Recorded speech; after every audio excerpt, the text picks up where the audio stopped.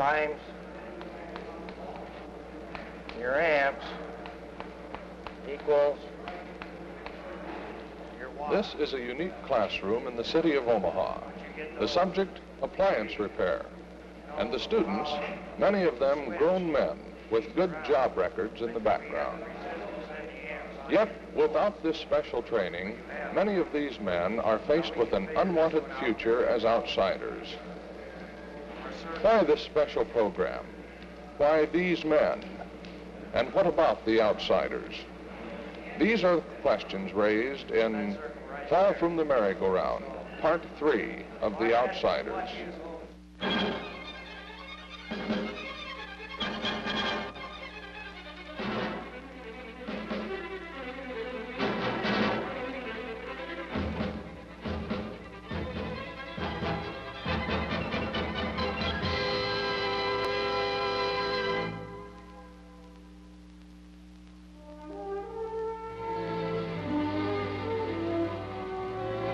The city of Omaha, like most of America, on the move.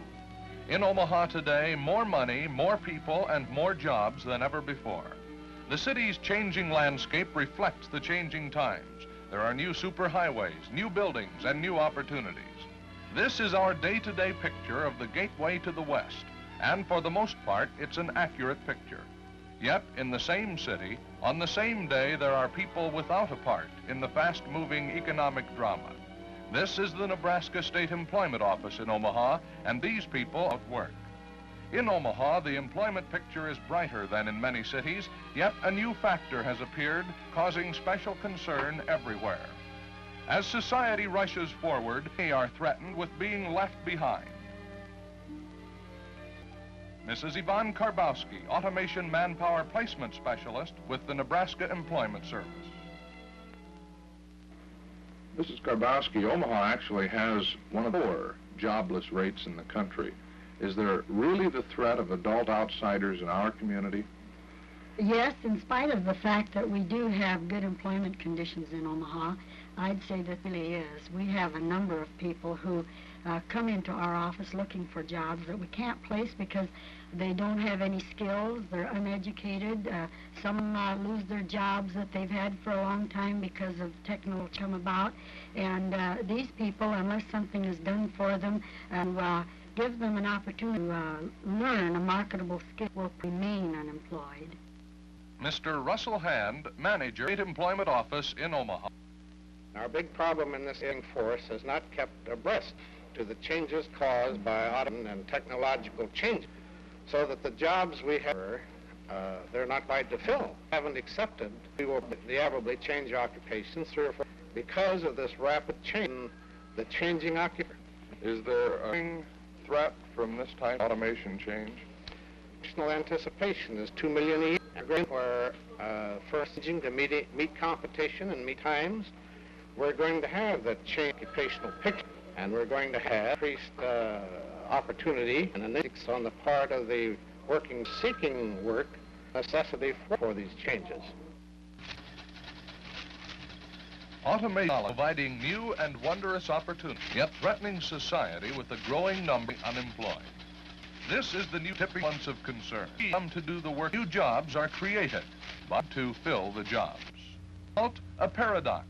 While employers with specialized skills, others in vain for the problems than a simple lack of working number of adults made impossible by simple. In Cook County, Raymond Hilliard saw his role of automation, a dilemma of illiterate. Way. Our foundries, our other industries have changed. Result is any place for who especially discovered that a common illiteracy and illiterates. Half were still.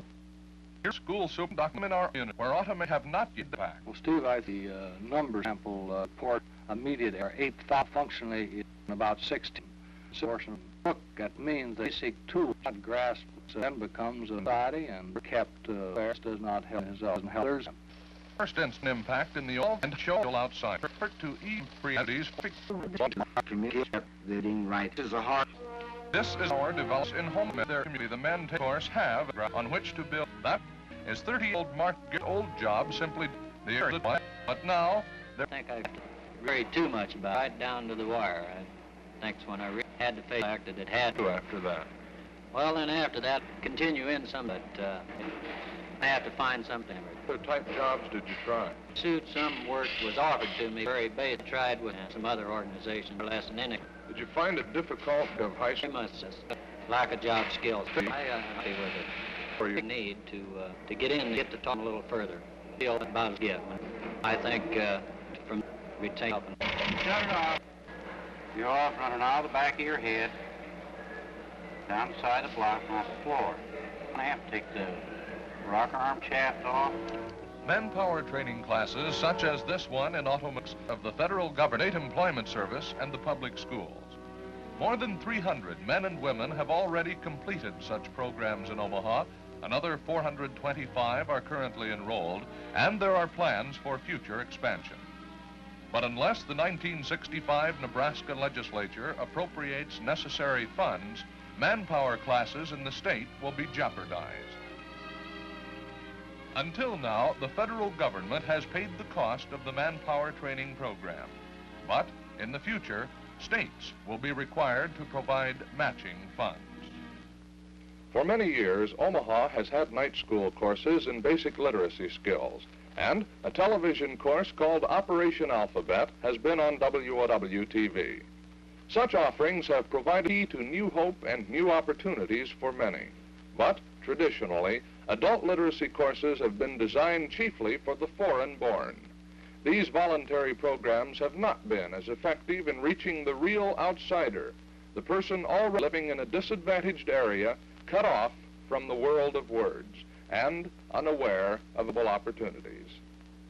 Omaha University sociologist Phil Vogt is concerned about the outside, not only as an adult out of work, but also as a parent in the home. He urges a new look at cooperative community efforts designed to match the need with the opportunities. It's something that we have to call on all the resources of the community. Educational, employment, economic, welfare, and health, and bring about a gradual upgrading of the quality of these homes so that they can contribution. I suppose we'd start really first with the parents, because potentially the parents have an interest and concern in their children. They want to know what to do, but they don't know how to do it. Sometimes it's motivation. Sometimes it's how this motivation can be applied to a given situation. So the community has to marshal its resources in such a manner as to create the environment for learning, both for the adult, and then this will in turn influence the child's responses to the situation. In preparing this report, we traveled to Chicago, where innovation and technological change already have had minimum impact. And in Chicago, public welfare and the public schools have launched a cooperative effort to the challenge. Less than 5 years ago, this throbbing metropolis was being rocked by bulging rolls despite an upturn in the economy. It was in this context that Public Aid Director Raymond Hilliard called for a study of newcomers to the welfare rolls.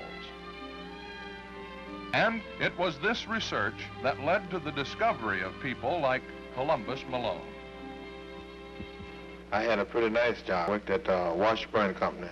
It was a good job until they sold the company out to another company. And they had a big layoff. I was out of a job then. What happened when you tried to work? Well, with my family and all, it was pretty hard. I had 6 kids at the time. I was looking for work, and the main demand in the field was they wanted someone that had skill, that had some kind of trade. And that I didn't have one, so I was turned down wherever I went because I had enough education and no skill. Yeah. Well, then I was in contact with the welfare. Then they put me on ADC. And I was there for a while, and they come up with a program, the federal government, they call it the Man Training Act. And the purpose of it was qualifying young men to learn a trade. And that required, in order to get into that training, that required at least years of high school. You had to be able to do the type of work yes. that do if you had passed a couple years of high Yes. school. Could you do it then? Well, not at the time I didn't, because my education was not up to par. Young, unemployed, and unqualified for job training. When Raymond Hillier's staff learned that more than half the able-bodied relief recipients were functionally illiterate, like Columbus Malone, the search began for a solution. We approached our Chicago Board of Education and our General Superintendent of Schools, Benjamin S. Willis. We unfolded a problem, and in about 2 conversations, the program was born. Dr. Willis assigned a crew of his educators, assigned a crew of our welfare people, and in several months they developed a program, and on March 14, 1962, we announced what we rather really call a attack on illiteracy, accompanied by the establishment of a citywide network of training and educational facilities, particularly for the people on relief. Since 1962, in classes throughout Chicago, thousand-bodied recipients have been required basic literacy training. The courses are specifically designed for the adult outsider. Materials may have 3rd or 4th grade vocabularies, but the latter has meaning for their own instances. It provides introduction to such areas of knowledge as government, literature, economics, and American history. To see the Lincoln Memorial is a deep emotional experience. The statue it stands along in the center of a large building of simple Grecian style. What does Grecian mean, Kathy? What does that word mean, Grecian style? John, what would you that word? Quite modern. In fact, it was like the Greeks built their temples. It's Greek. In other words, it's another way of saying it's the style that the Greek people built their temples in a long time ago. All right, go ahead. Because the program compulsory for the relief recipients is the object of controversy, but Hilliard regards the compulsion as a practice to success. This compulsion is necessary, one reason only, just as the initial nudge to get the man to class or to school for the first time or two. Because this man characteristically has had so many disappointments, so many frustrations and failures, that he just doesn't believe that anything can have it for him. So we have to use this to get him out, and once he's in school, he's hooked. Dr. Deaton Brooks, the specialist who pinpointed Chicago's problem of functional illiteracy, considers the problem not a challenge to freedom, but a way to it. If you recall, the problem of compulsion in education was pretty much solved by Horace Mann way back in the 1820s. If you recall, when they were fighting for the concept of the common school in those days, the one thing that Horace Mann pointed out, that the common school was a necessary part of a democratic society, because if you did not have a literate population in that society, the democracy itself would fail. Now, consequently then, if we thousands of people, some 50 to 60,000 people right here in Chicago, and I'm speaking to adults, who cannot function in terms of that society, isn't it reasonable to say to them, we will give you the opportunity to do it, but you also must accept your responsibility as citizenship and help to equip yourself to be adaptive. And this is the essence of the problem. There have been some very moving experiences in these days of our joint project with education. If you've never seen him write his name for the first as a see. We had one boy who bothered to school, and another registered help with his homework. We have another man who out of school in the 3rd grade, who entered the program right at the start, and in 5 months he had himself a point where he took and passed an 8th grade exam and elementary school certificate and went on into high school. This man is probably a widely advertised scholar. Not all like him, but there are many that are very, very close to him. Those with a success story known is Loan. This strong young man is now back in the job market, steadily employed and supporting his family. Columbus Malone now reads at better than a 2nd-year high school level. He has graduated from a manpower training course as a screw machine operator, and there is obvious pride when he describes what it took to become such a skilled workman. Well, you first must learn to read a micrometer. That's one of the most important things, is learning how to read a micrometer, because the parts that the machine put out, they have more or less precision, and you can't, in other words, is as close to perfect as possible. Right. And being able to read a micrometer, you have to read parts often to see if for anything like that. You also have to read plans. You have to read blueprint reading. They give you a course in blueprint reading, and they give you a plan and a course in your arithmetic, like decimal equivalents to half an inch and whatnots like that. So this went on for a time. Now, school was pretty strict there. They would not let you a standard except that you show that you can prove that you have learned some of the things that they had been teaching you. So I think myself that it was a wonderful opportunity for me to enter in school and to come out learning something new that I had never known before. But the wage earners like Columbus Malone are not the only ones involved in the special literacy program in Chicago. Special emphasis has been put on getting the mother who lacks education skills into the classroom, and of Chicago's ADC recipients on those asked to join the program. Providing basic education for the mother from a disadvantaged home is a special concern of Dr. Deaton Brooks. Think of the fact of a mother, 31, 30, 33 years old, not able to read and write. What are the implications for her children? The implications are that this child is handicapped. That by the time they get in school, they actually have become a casualty in our society. What you're talking about is total alienation of these people. The fact of the matter is they can't communicate with society of their condition, and society has not communicating with them. People unable to communicate with society, and a society that fails to communicate with them. This is the threat of the outsiders. And now come automation and technological change, keys to abundance, yet threatening the unskilled and uneducated with a fall from the merry-go-round of opportunity. We asked school superintendent Dr. Paul Miller if he'd in Omaha, as in Chicago, to pioneer programs designed to reach the outsider. The only difference between Chicago and Omaha is one of size. They're about 30 times as large as we are. They have 30 cities to our one, but actually in our city we'll have all of the elements that they will have, so consequently we have welfare too. And we have, as you remember in going about this problem, found that the lunch program and our welfare department, there's a very close association there to be sure that children are getting the food for which welfare pays. Well, a short step to join with them to get the kind of job skills so that it makes welfare unnecessary, well, in part, certainly for many. So I think this has to be done if to really get at this problem. And sociologist Phil Vogt, a former Douglas County welfare director, considers it absolute necessity to help those behind. The outsider, Steve, presents a very serious problem to America.